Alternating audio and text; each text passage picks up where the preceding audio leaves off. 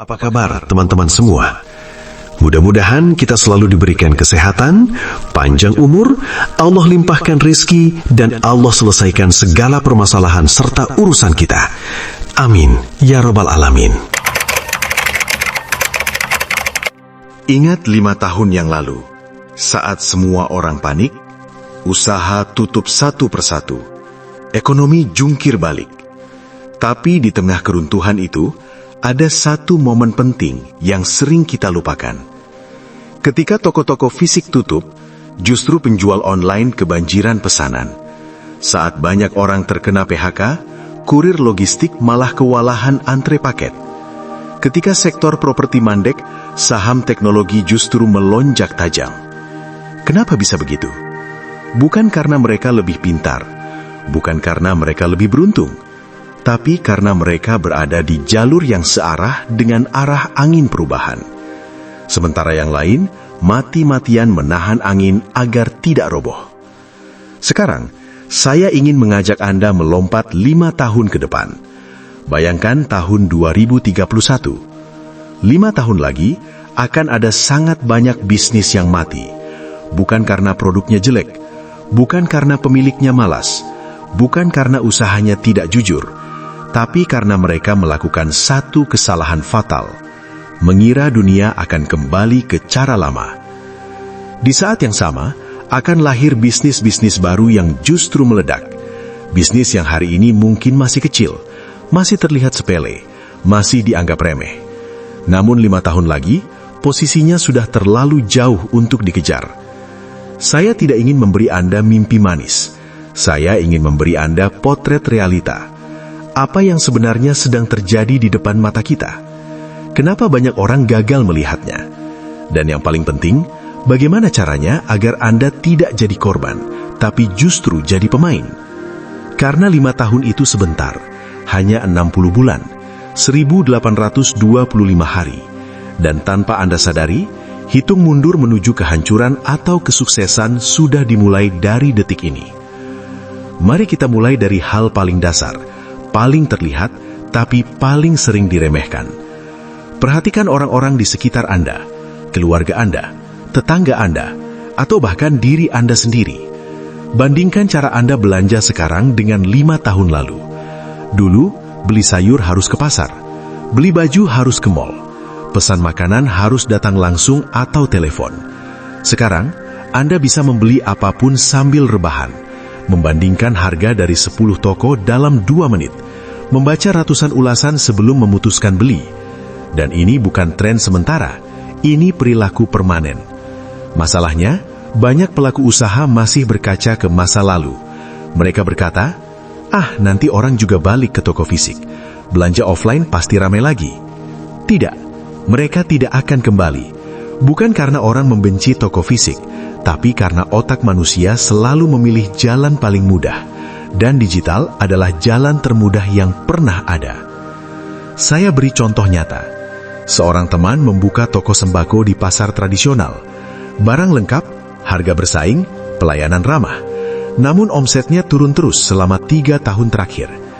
Di sisi lain, toko sembako online yang menjual barang serupa justru naik 3 kali lipat, padahal harganya kadang lebih mahal karena ongkir.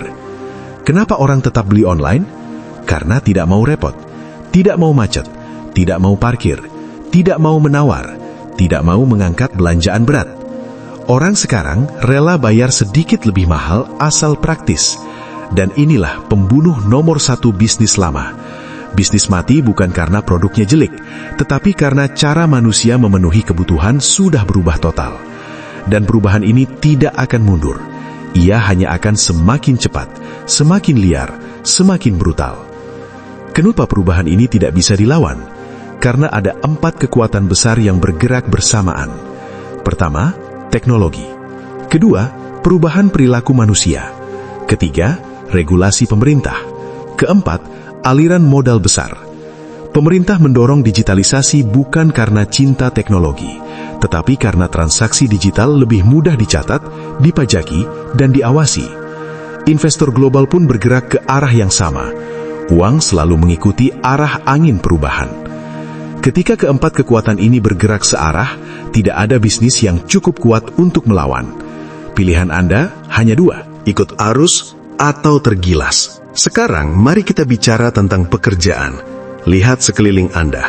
Berapa banyak pekerjaan manusia yang mulai digantikan sistem? Dulu beli tiket harus ke loket, sekarang cukup scan. Dulu bayar tol ada petugas, sekarang digantikan mesin. Dulu kasir supermarket penuh, sekarang mulai muncul toko tanpa kasir. Ini baru pemanasan, bukan karena perusahaan kejam, tapi karena satu kata, efisiensi. Jika satu software bisa menggantikan puluhan orang dengan biaya lebih murah dan lebih cepat, keputusan bisnisnya jelas. Yang terancam bukan semua pekerjaan, yang terancam adalah pekerjaan rutin, pekerjaan berulang, pekerjaan yang bisa diajarkan dalam 2 minggu. Pertanyaannya sekarang, apakah pekerjaan Anda masih relevan 5 tahun lagi? Apakah skill Anda masih dibutuhkan? Jika Anda ragu, itu tanda bahaya. Sekarang soal harga. Berapa kali Anda melihat orang datang ke toko fisik, melihat barang, mencoba, lalu membeli online karena lebih murah? Toko fisik sering hanya jadi showroom gratis, bukan karena pemiliknya bodoh, tapi karena struktur biaya sudah berbeda sejak awal. Platform online tidak butuh ruko mahal, tidak butuh listrik besar, tidak butuh banyak pegawai, tapi jangkauannya seluruh Indonesia. Ditambah lagi mereka bermain dengan data. Mereka tahu apa yang Anda cari, kapan Anda membeli, bahkan apa yang kemungkinan akan Anda beli bulan depan. Ini bukan pertarungan adil, ini perang teknologi. Maka solusi bukan marah, bukan demo, bukan menyalahkan pihak lain. Solusinya adalah bermain di arena yang berbeda. Bukan harga, tapi nilai, pelayanan, pengalaman, kepercayaan. Sekarang kabar baiknya, di setiap kehancuran selalu ada peluang besar. Ada 3 sektor yang akan terus naik. Pertama, logistik. Kedua, layanan digital. Ketiga, energi terbarukan. Dan musuh terbesar yang paling halus adalah zona nyaman ilusi. Keyakinan palsu bahwa nanti juga balik normal. Sejarah membuktikan, yang bertahan bukan yang paling besar, tapi yang paling cepat sadar bahwa peta sudah berubah. Pertanyaannya sekarang sederhana. Anda sedang naik perahu apa, dan apakah Anda sadar perahu itu sudah bocor? Karena 5 tahun lagi, yang tenggelam bukan hanya bisnis Anda, tapi mimpi Anda. Dan penutupnya hanya satu. Di era sekarang, kecepatan adalah mata uang baru. Bukan siapa yang paling pintar merencanakan, tapi siapa yang paling cepat bergerak. Jika video ini membuka mata Anda, tulis di komentar, "Saya siap adaptasi di 5 tahun ke depan." Dan klik subscribe, karena di sini kita tidak menjual mimpi, kita membedah realita. Demikian, kalau video ini bermanfaat, jangan lupa like, subscribe, dan share ke teman-teman. Sampai jumpa di video berikutnya, di mana kita akan bahas strategi keuangan, kekayaan dan keberlimpahan, serta kebahagiaan. Tetap semangat dan salam sukses!